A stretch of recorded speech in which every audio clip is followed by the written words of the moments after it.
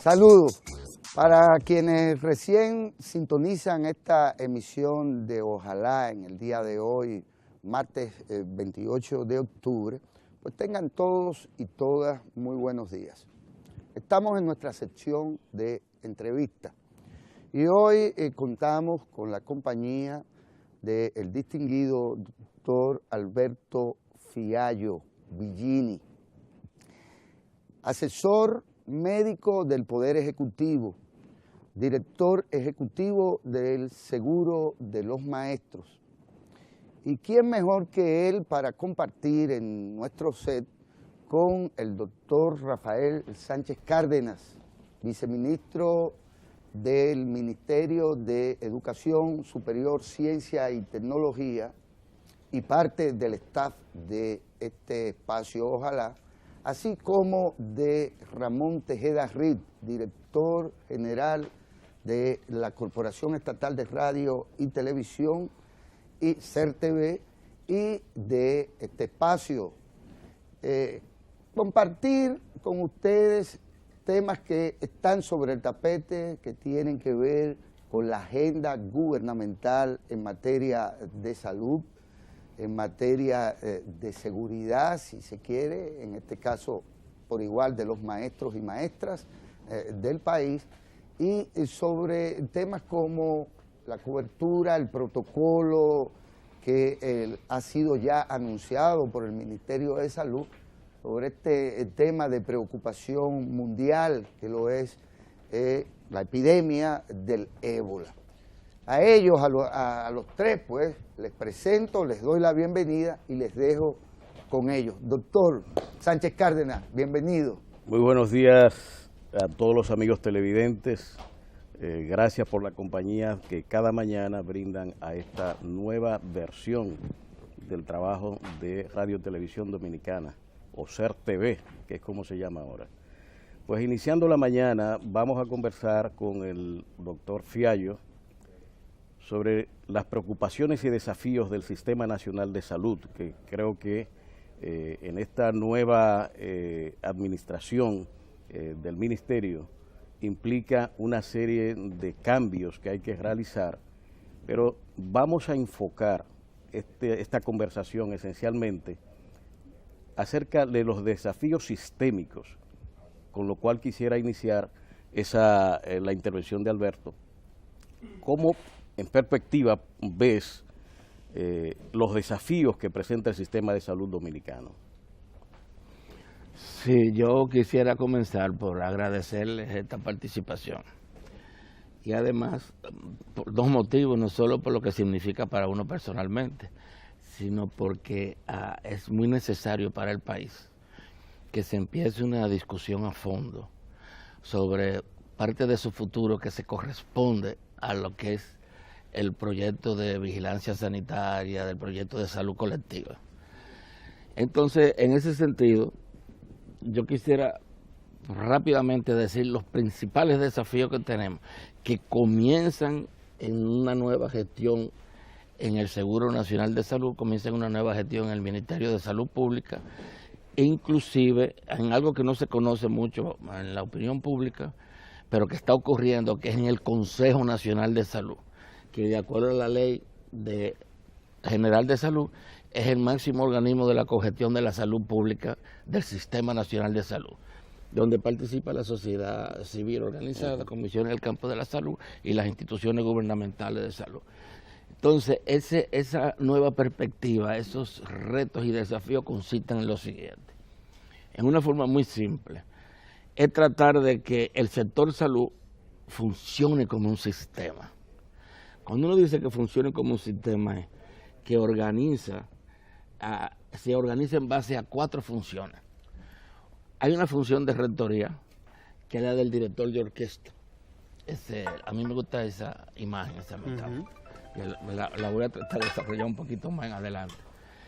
Hay una función de provisión de servicios de salud y atención a las personas, que es lo que el pueblo conoce generalmente como los centros de atención primaria, los hospitales de primero, segundo, tercer nivel, los laboratorios, etcétera, etcétera, donde se le da respuesta preventiva o curativa a los problemas de salud de la población. Hay una función de financiamiento que es el que garantiza que todo eso pueda funcionar porque tiene un sustento económico.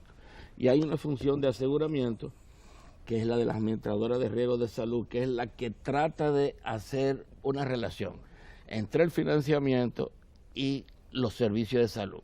Los servicios tienen un costo, tiene que haber una garantía de cómo el flujo del financiamiento llega de una forma sostenible. Por eso la Administración de Riesgos de Salud trabaja con un catálogo, el Plan Básico de Salud, que ahora es el PDCS-3, que es un catálogo de prestaciones. Cada prestación tiene un costo y entonces eso se le dice a la población, esto está cubierto, sea por un régimen subsidiado o un régimen contributivo. Entonces imagínense que ese esfuerzo que tiene todas las instituciones necesita una visión sistémica, de sistema. Cuando la gente nos pregunta qué queremos decir con eso, nosotros le decimos que piensen en una orquesta. Cuando nosotros estamos escuchando una orquesta, la Sinfónica Nacional, uno está viendo a muchos músicos. Los músicos se organizan por grupos de instrumentos de percusión, de viento, etcétera, etcétera. Entonces, son como las funciones del sistema. Pero están todos los músicos, cada uno le toca una parte de esa obertura, de esa obra, de esa musical, le toca una parte, pero todos están al unísono, al mismo tiempo, al servicio de la armonía, juntando la melodía, juntando el ritmo, etcétera, etcétera. Entonces, hay un director de orquesta, un solo director de orquesta. En este caso, el gran reto, uno de los grandes retos y desafíos que tiene ahora esta gestión, es que comienza a enfatizar la necesidad de tener una rectoría fuerte, un director de orquesta fuerte. Lo que une también a la orquesta no es solo que están respetando la dirección, la conducción de un director, es que hay una partitura, una música que se escribió, que es como decía el Plan Nacional de Salud. Entonces, cuando todos aceptan esa partitura, porque no puede haber un músico que se aparezca y diga, yo voy a tocar un mambo de calle y el otro la novena de Beethoven o el número 1 de Tchaikovsky, no de piano. Es que están todos de acuerdo en que están tocando eso, se ponen de acuerdo, tienen un director que los va guiando y entonces con una buena práctica sale el desempeño de la sinfónica. Eso es lo mismo que estamos tratando de hacer. Y yo quería comenzar por ahí porque es clave desde el 1995, que cuando comenzó en el 96, 97 la reforma del sector salud. Eso es lo que se está buscando. Por eso lo podemos ir conversando más adelante. Van a escuchar que hay los grandes retos y desafíos se expresan en legislación, como por ejemplo la Ley de Seguridad Social, la Ley General de Salud. Ahora sale la ley que crea un nuevo estatuto de personal, que es el de la carrera sanitaria. Hay una vocación de proyecto de ley para crear esa red de provisión de servicios de salud pública, que mientras se resuelve el problema de formular la ley, se está trabajando con decreto presidencial, se comienza a trabajar el gran sistema de gestión de medicamentos para garantizar que la población toda tiene acceso a medicamentos, que es sostenible tenerlo. Por eso una política de medicamentos esenciales genéricos, que son los que no se está pagando la marca comercial, que es lo que hace el Promese, etcétera. Entonces, todos esos son los grandes esfuerzos, los grandes retos que tenemos en esta gestión ahora. Con el presidente Danilo Medina, esas ideas estaban claras al inicio del esfuerzo. Estos 4 años fueron preparando, convenciendo sobre esta visión. Ahora ya estamos en el momento de construir esa visión sistémica y luego de 1 año, de 2 años, el país va a tener avances Yo me atrevo a decir que espectaculares si se cumple esa visión sistémica. De hecho, hay una información en los medios de hoy, doctor Alberto Fiallo, en cuanto a lo que se refiere a la intervención ya de Promese directamente en ese sistema, que está calculado en más de 6.000 millones de pesos, así a ojo de buen cubero, ¿no? Pero que solamente para atender enfermedades como el cáncer, por ejemplo, a una cantidad impresionante de pacientes, vi ahí que le ha facilitado las medicinas, los medicamentos a varios miles, no recuerdo exactamente la cantidad ahora, de pacientes, solamente en esta área. O sea que estamos hablando de que esta decisión de intervenir los establecimientos sanitarios a partir del financiamiento o de suplir, de que el principal suplidor lo sea Promese Cal, es ya de hecho un gran aporte que se ha hecho al sistema en estos últimos tiempos. Hay algo que la mayor parte de la población no sabe. El programa de medicamentos esenciales es un modelo en la región. Son muchos los países que están tratando de copiar el modelo de Promese. Porque con Promese pasa lo siguiente. Comenzó como un esfuerzo del Estado para promover los medicamentos esenciales. El medicamento esencial es aquel medicamento, lo estoy diciendo en forma muy simple, aquel medicamento que dentro de una gama de medicamentos para un determinado problema de salud, tú puedes escoger.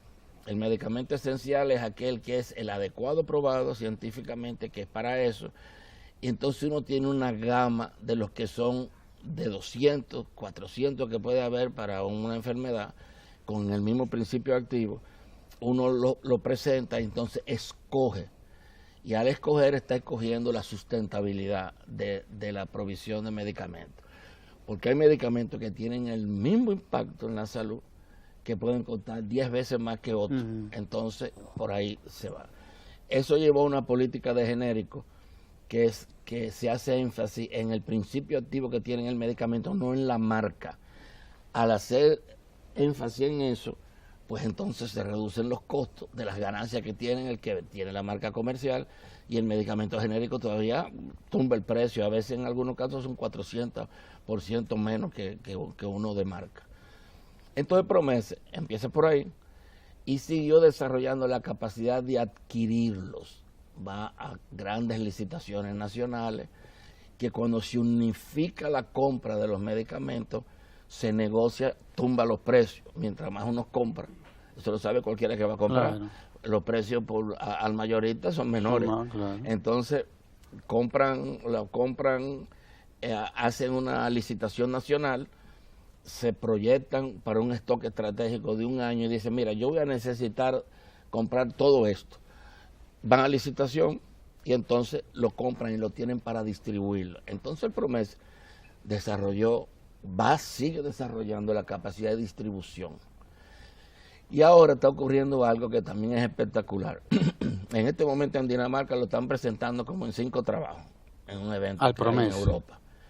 Y es la requisición, o sea, cómo el hospital, los centros de salud requieren los medicamentos, que es la primera vez que se está haciendo un trabajo racional que dice, mi serie histórica por el tipo de problema de salud que viene a este centro, me dice que necesito tener un stock estratégico, tengo que tener en el almacén esto y esto y estos medicamentos. Entonces, cada unidad de farmacia de los hospitales empezó con el SUGEMI, el Sistema Unificado de Gestión de Medicamentos, el proyecto nuevo, empezó a adiestrar su personal para hacer eso. Entonces, ahora ya tenemos que se pide todo lo que necesita racionalmente, va a seguir esa racionalización, lo que necesita racionalmente la red de establecimientos públicos de salud en términos de medicamentos, que entonces Promese toma ese dato, lo presupuesta, se le da el dinero del Estado, va a licitaciones internacionales y reduce los precios. Eso sin contar lo que significa la farmacia del pueblo, que es otro paso más allá de la distribución. es ya la requisición, o sea, es el sitio donde uno tiene la garantía de que ese medicamento que siguió ese proceso, no va a haber un intermediario que se quiera hacer rico teniendo una tasa de retorno del valor del medicamento. Entonces, ahí está la red de farmacia del pueblo. Piensen que todo eso junto es lo que se empieza a construir ahora, ya ha existido por parte. Ahora, integrarlo y hacerlo como un gran esfuerzo nacional del sistema, el gran reto de estos 2 años y los próximos que vienen. Bien. Muy bien. Hay un elemento, Alberto, que creo que es bueno que enfoquemos. El gobierno nacional está muy enfocado en atacar pobreza. Salud es un componente vital, digamos esencial, para reducir la pobreza en cualquier país del mundo. El sistema como está conformado actualmente tiene fuera de la protección social una cantidad inmensa de dominicanos de la pobreza, que el único mecanismo que tiene para acceder a los servicios es el subsidio estatal. Quedan más de 1 millón de dominicanos que necesita ser incorporado a estos servicios, pero eso tiene unos costos elevadísimos. Y en la inclusión se va haciendo, digamos, progresivamente en la medida de las capacidades financieras del Estado. ¿Cómo ve a futuro, en lo inmediato, esta acción del Estado para reducir los desprotegidos del sistema de seguridad social, pero en función de las reformas que habría que introducir al sistema para que esa protección llegue a cada uno de los dominicanos, sobre todo aquellos de la pobreza? Sí, ahí entramos en dos de los aspectos que estuvimos viendo al principio, el que tiene que ver con la gestión del recurso humano y el que tiene que ver con la organización de la provisión de servicios de salud.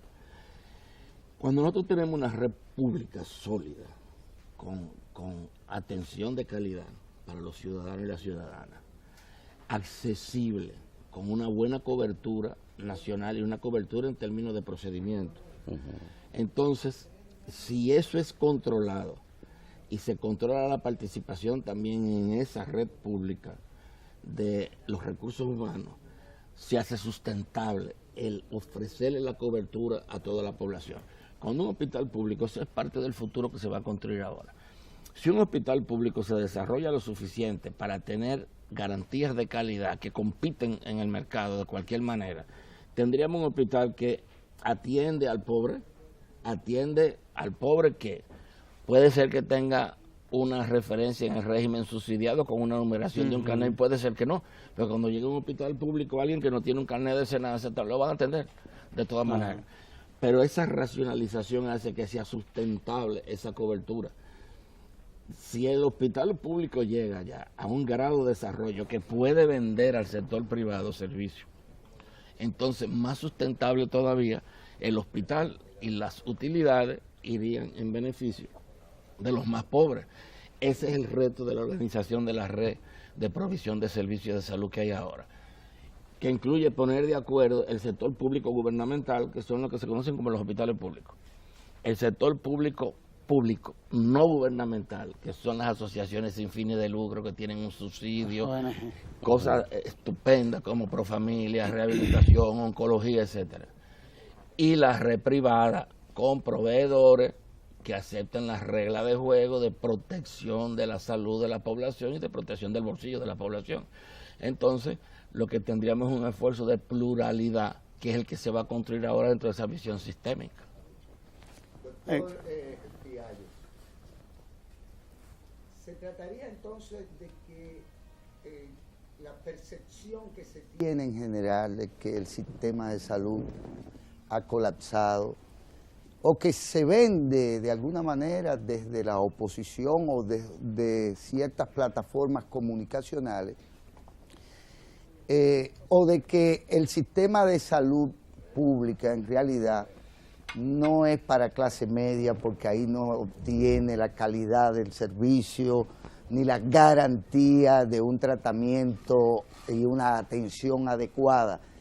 ¿Esto es realmente un prejuicio, es un desconocimiento o es en gran medida una campaña que desde el sector privado anula la competencia del sector público y naturalmente se hace beneficiario de ese mercado. Bueno, voy a tratar de usar otra metáfora. Piensen que estoy desnudo y consigo un traje, me pongo la ropa completa, avancé, ya estoy vestido, no estoy desprotegido desnudo, pero resulta que alguien se da cuenta que no es mi talla, me queda muy grande y entonces pues surge la necesidad de cogerle unas pincitas para que ajuste un poquito más el cuerpo. Y me topo porque cuando voy a caminar voy a tropezar porque el pantalón es muy largo. Entonces, la perspectiva que yo estoy tratando de plantear es la siguiente. Los avances traen la necesidad de esa visión sistémica que es la que controla esa debilidad. Entonces, por ejemplo, nosotros tenemos un hospital público donde por el nivel de ingreso de un médico, él quiere estar en otro hospital.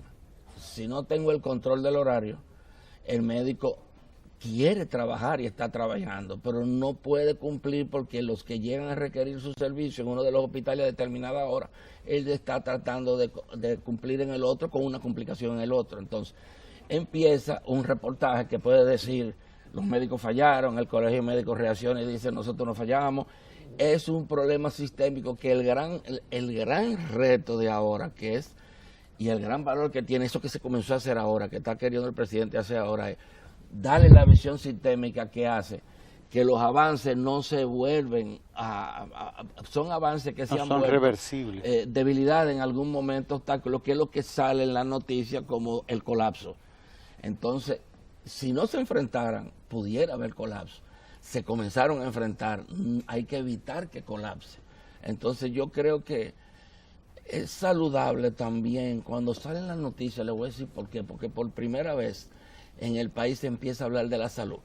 Piensen en todos los gobiernos anteriores, el tema de salud no existía, los presidentes no se atrevían a meterse con el sector salud, eso es de Lili.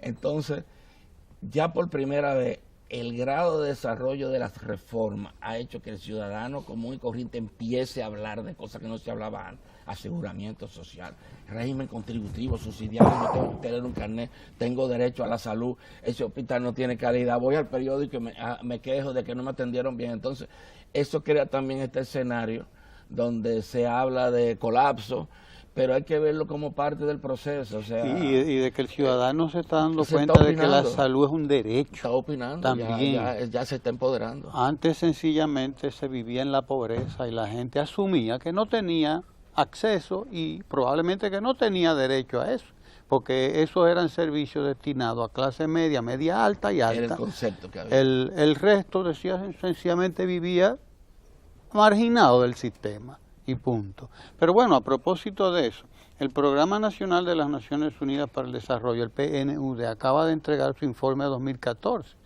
que ubica a la República Dominicana entre los países de alto desarrollo humano. Eso a mucha gente debe sonarle poco estrambótico, en muchísimos sectores de la población. Pero alguien como el doctor Alberto Fiallo, que está bregando con estos temas de salud, de pobreza, etcétera, puede decirnos a nosotros qué significa esto para el país, que en este último informe del 2014, el PNUD, Programa de las Naciones Unidas para el Desarrollo, dice que por primera vez entramos entre los países de alto desarrollo humano. Sí, eso tiene mucho que ver con los emprendimientos de la administración del Estado relativamente reciente en la historia dominicana. Por ejemplo, ese empeño del Programa Nacional de Alfabetización, ese empeño del programa de medicamentos esenciales para garantizar la cobertura de medicamentos y el acceso a toda la población, ese empeño de crear una red racional de hospitales públicos que compartan procedimientos, que tengan los protocolos terapéuticos, eso que se oye mucho hablar ahora del ébola, que tengan normas de atención, que tengan un estatuto de personal donde es tratado con dignidad, el que produce salud, está estable, como está haciendo el Ministerio de Administración Pública, ahora que comenzó a trabajar en alianza estratégica con el Ministerio de Salud Pública, el de Administración Pública, para un sistema de gestión de hospitales donde el personal entra en carrera administrativa, ya no lo van a mover, se va a indexar su salario, o sea, toda la suma de todas esas cosas es lo que da esa imagen de desarrollo humano. Yo creo que la República Dominicana está llegando ahora a un punto muy importante, o sea, ya está en agenda de la población, que por eso es lo del colapso de los hospitales, que en la conciencia de la población ya empieza a pedir otros datos que no son los de que creció la economía, porque para el ciudadano promedio dice, creció la economía, dice, pero, y mira el bolsillo y dice, pero no me creció. O sea, no puedo comprarme tal medicina. Entonces ya empieza a verse que lo que mide realmente el crecimiento, que debería de medir realmente el crecimiento de la economía de un país, es el impacto que tiene en la cohesión social, en la solidaridad, en la calidad de la vida. Y de ahí es que vienen todos estos esfuerzos que no existían hace un tiempo. Por eso llama la atención el PNUD, porque yo me acuerdo cuando comenzó el proceso de reforma en el mismo 1997, estas cosas de las que estamos hablando ahora no se entendían. Y cuando comenzó el proceso de reforma de salud, fueron agendas del Banco Mundial, del Banco Interamericano de Desarrollo, que dieron préstamos para que se hiciera la reforma. No había un pensamiento nacional que veía el futuro. Eso se está dando ahora. Yo quiero recalcarlo mucho porque eso es importantísimo. Bueno, pero hay un elemento, Alberto. Bueno, ya decías que la gente empieza a reclamar derechos que antes no reclamaba.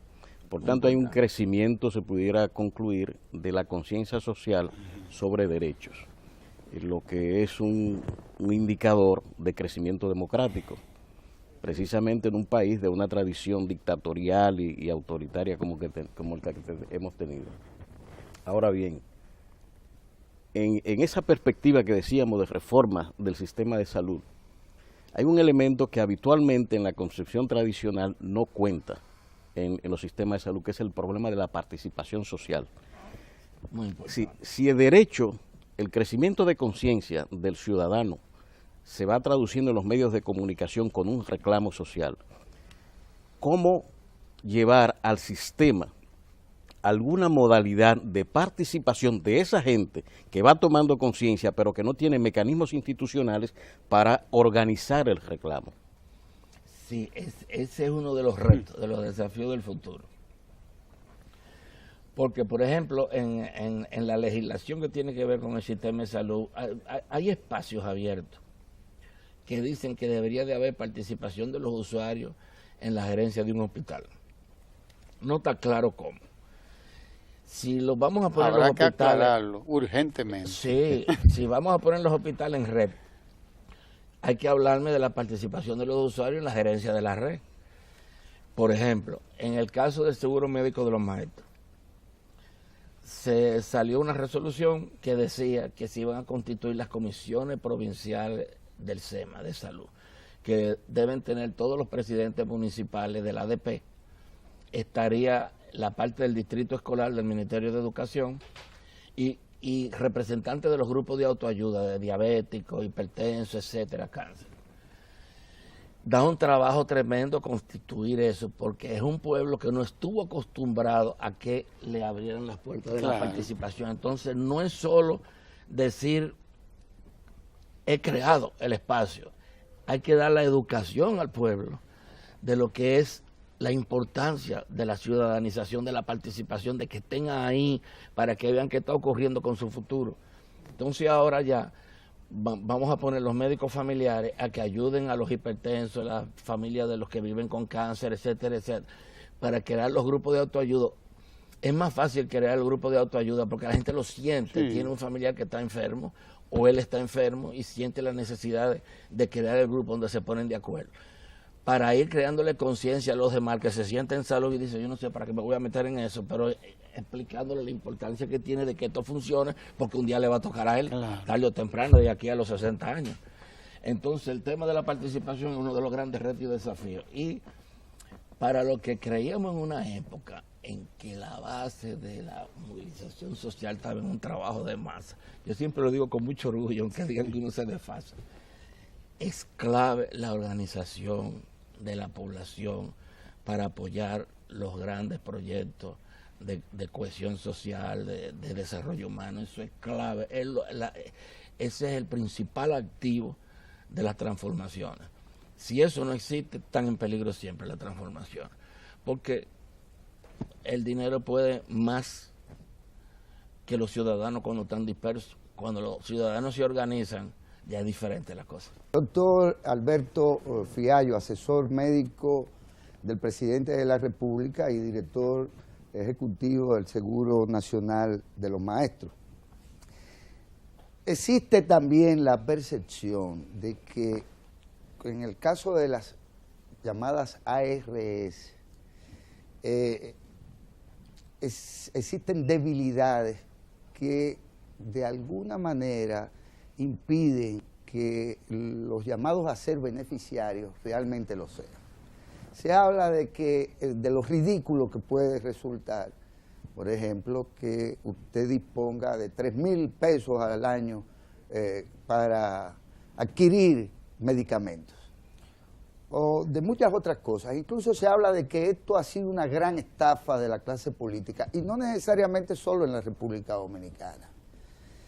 Prejuicio, juicio sobre esto, y naturalmente sus grandes excepciones, porque la gente identifica, por ejemplo, al SENASA con otro tipo de criterio, y hay prestadoras, ¿verdad?, de este tipo de servicios o de cobertura que merecen el aprecio de sus beneficiarios. ¿Cuál es en realidad la perspectiva suya sistémica sobre este tema?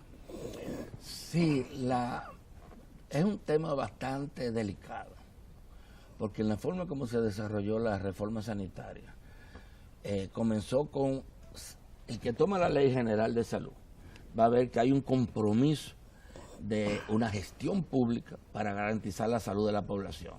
Cuando se pasa la Ley de Seguridad Social, el énfasis está en seguridad social, no está el énfasis en lo que se refiere a la parte de derechos humanos, de cobertura universal, etcétera, etcétera, que subyace en la Ley General de Salud.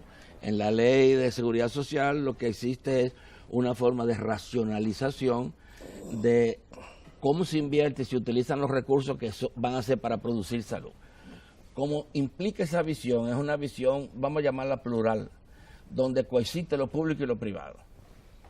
¿Qué está pasando? En la República Dominicana se ha dado un proceso que fortalece la privatización de los servicios en el sistema de salud por debilidades en la gestión pública. Por eso estoy diciendo que ese gran compromiso sistémico ahora es fortalecer la gestión pública. Fíjense que al principio yo hablaba no de una contradicción entre lo público y lo privado. Yo estaba hablando al principio de que ese hospital público que funciona muy bien, que tiene muy bien su personal, que tiene calidad en los servicios, le puede vender servicios al sector privado y competiría con el sector privado. En este caso, yo le estoy dando preeminencia a la vocación de servicio público. Eso es lo que tenemos que organizar ahora. Entonces, desde ese punto de vista, se vuelve irrelevante la discusión de qué tan poco beneficiaria es la cobertura en una administradora de riesgo de salud privada. Porque, ¿qué pasa? Por ejemplo, el seguro médico de los maestros. No existe ese techo de los 3,000. Es sin límite. Que parte de la seguridad social deja establecido en qué cosas es sin límite. Por ejemplo, tenemos con los maestros con diabéticos y hipertensos. Por ejemplo, un maestro hipertenso y diabético consume en un mes todo lo que las ARS medicamentos dan en un año. Pero también lo tenemos con el 70-30 sin límite en los demás medicamentos.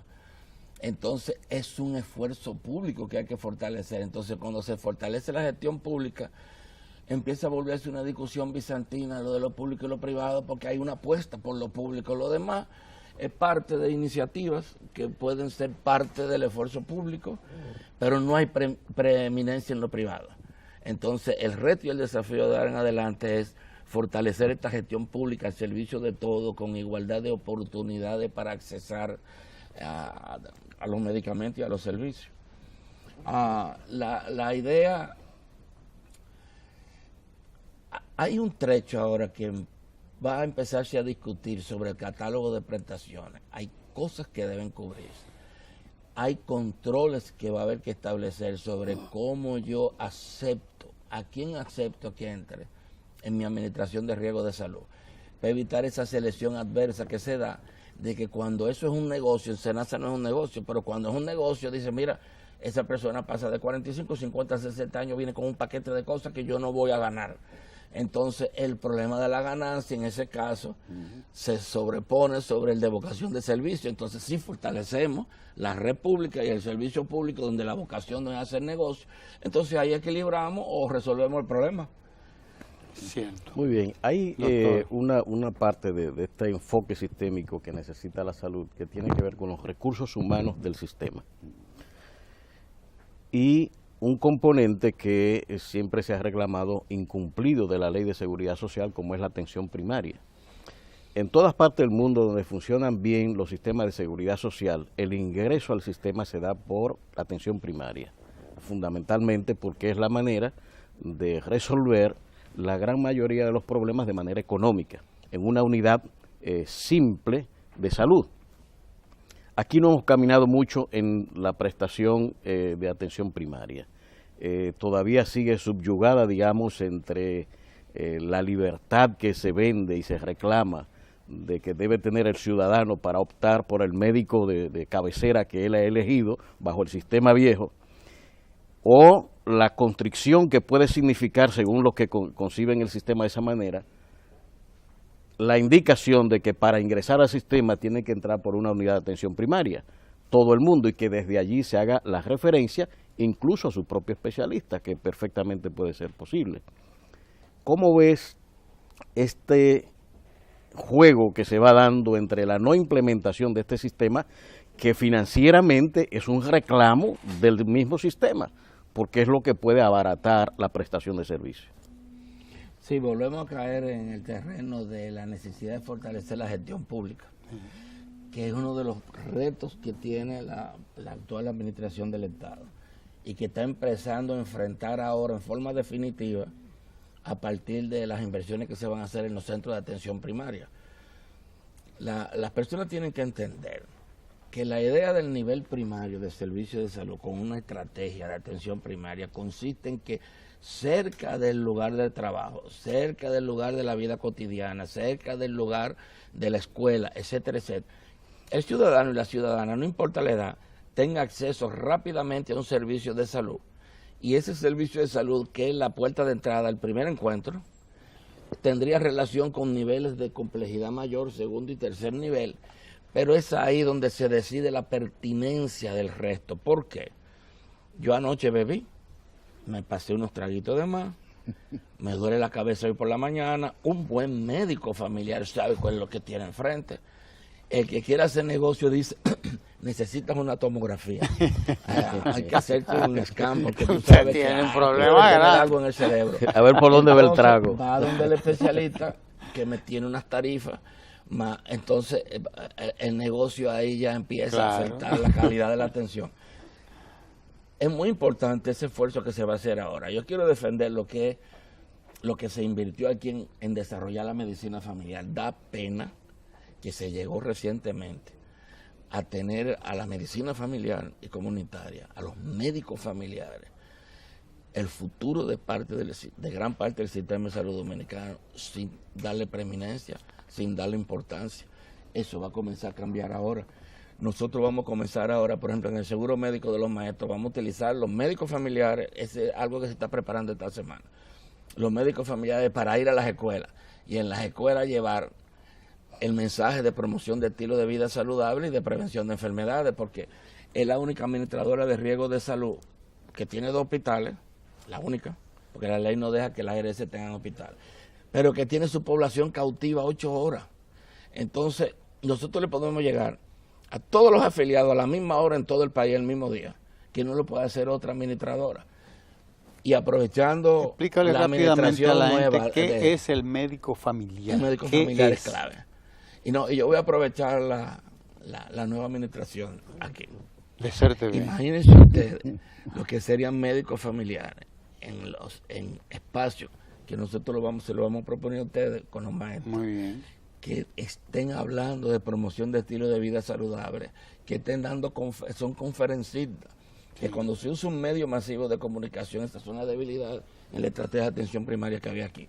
Cuando se hace con un medio de comunicación de masa como este, ¿a cuántas personas le llegamos a la misma hora? Y cuando eso se relaciona con un trabajo de base que le dice, pon tal programa o a tal hora vas a recibir las instrucciones, eso tiene un impacto tremendo. En el caso del sector educación, por ejemplo, un esfuerzo como este, si le llega a los maestros, estamos hablando de, vamos para los 100,000, de 60 a 100,000 según lo que están escuchando y lo que se van a pegar. Multiplicando por 3.5, 4 y pico, que son su familia, el mensaje, y lo que le van a decir a los estudiantes, si se le entrena, qué se le dice a los estudiantes, y lo que los estudiantes le van a llevar a su familia.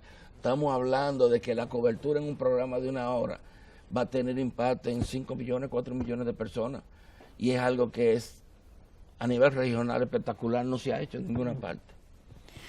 Doctor, hay un tema que de alguna manera creo que estaba un tanto implícito en la pregunta del doctor Sánchez Cárdenas, que es con respecto a los actores del sistema.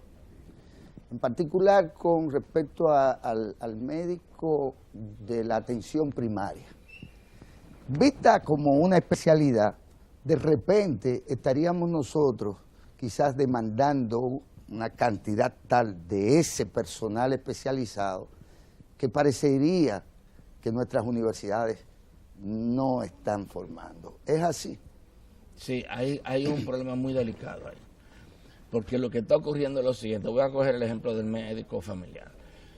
Como cualquier residente, entra en una residencia de medicina familiar y el ministerio le da un incentivo que hace que gane un poco más por estar haciéndola. Cuando se termina, no se le asegura el trabajo. O sea, el premio cuando yo termine el esfuerzo es, puede ser que no te empleemos. Y si te empleamos, no vas a tener el incentivo. Como residente vas a ganar menos. Entonces, ahora se van a articular las políticas que refuercen, se fortalezca el médico que se compromete con un nivel primario de atención, sea un médico familiar, puede ser que sea un internista, lo que llaman también médico comunitario, pero que un médico familiar comunitario, que ese es el reto, porque tiene que lograrse esa puerta de entrada, que tenga ese médico que tiene un tratamiento especial, que tiene un tratamiento privilegiado. Nos está ocurriendo a nosotros ahora que para ese tipo de médico hay que dejar muy claro lo que son los contratos por tanda. No se había hecho en el país. Si tengo un médico y lo voy a tener 4 horas, puede ser que escoja tener las 8 horas en el hospital, que es el día completo. Yo le pago por 4 horas, tengo que identificar los incentivos, pero piensen que la construcción ahora está en lo siguiente. Ese médico que está en las 4 horas, que está recibiendo, dando consulta y decide a qué especialista se refiere, tiene un techo. El especialista, hay especialistas que ganan $1 millón al año, y entonces un médico familiar, ¿cuál es el premio que le estamos dando? Por dedicarse al 60, el 70% de los problemas de salud de la población. Ese es uno de los retos que tenemos ahora, que hay muchas oportunidades de discutir y de hacer paneles aquí y todo para que se discuta eso. Yo no quiero terminar esta entrevista sin que te refieras, doctor Alberto Fiallo, a un elemento recientemente, muy recientemente ingresado en todo este sistema de atención, de derecho, etcétera. Se llama Sistema 911. ¿Cómo interviene dentro de todo este gran sistema que es la salud, que es la seguridad, que son los derechos de la ciudadanía? Ese es un subsistema del sistema que es clave. Es impresionante. No quiero que piensen que yo tengo una campaña de propaganda, pero es impresionante lo que se avanzó con la concepción y el desarrollo del 911. Eso lo siente la población, cualquiera. Cuando llaman una ambulancia ahora, llaman cualquier cosa. En la rapidez que viene ese profesional que viene en una motocicleta o llega a la ambulancia, inclusive hasta controlando algunos casos en que la gente la pide, que no debería estarla pidiendo. Sí. Ahora el reto es, yo quiero decir, eso es uno de los grandes logros de la República Dominicana con cosas como el de Promesa. La visión sistémica hace que eso tiene que enganchar con el desarrollo de la red de provisión de servicios de salud de los hospitales públicos, en su organización racional en red, porque el 911 es un sistema que asegura el tratamiento oportuno de determinados problemas que pueden tener carácter catastrófico, que se dan en su relación de la ocurrencia del hecho, donde protagoniza un ciudadano, una ciudadana, y la capacidad de responder en nivel primario, el de atención especializada o el servicio de emergencia en el hospital. El 911 es algo que es uno de los retos del futuro, es seguirlo desarrollando y fortaleciendo. Ha sido un palo. Magnífico. Nos queda quizá solo un minutito y para rellenar esta participación de Alberto Fiallo. El presidente, mediante el decreto que designa a la nueva ministra de Salud, confirió unos poderes especiales e indujo a la descentralización en el ministerio. ¿Qué papel juega ese elemento de descentralización en el sistema que tradicionalmente ha estado precisamente todo focalizado, los poderes administrativos, reguladores, y concentrados en un vértice de poder único? Sí, eso es muy importante porque eso tiene que ver con dos palabras, dos conceptos que no se entendían muy bien en el país hasta recientemente, que es descentralización y desconcentración. En la descentralización de las funciones que yo hablaba, cada función, por ejemplo, el aseguramiento es una función descentralizada, tiene instituciones que administran el riesgo de salud y tiene una institución, la CISARRIL, que le da seguimiento, que no depende del ministerio directamente, del Ministerio de Salud. Entonces ahora se va a crear la red pública de servicios de salud. No hay una legislación que permita que se descentralice, porque serían con un presupuesto que harían lo que sea, sino se va a desconcentrar. Entonces hay un momento muy importante ahora en la nueva gestión, que es racionalizar la desconcentración como un paso que avanza hacia la descentralización, y en un futuro tendríamos una gran red.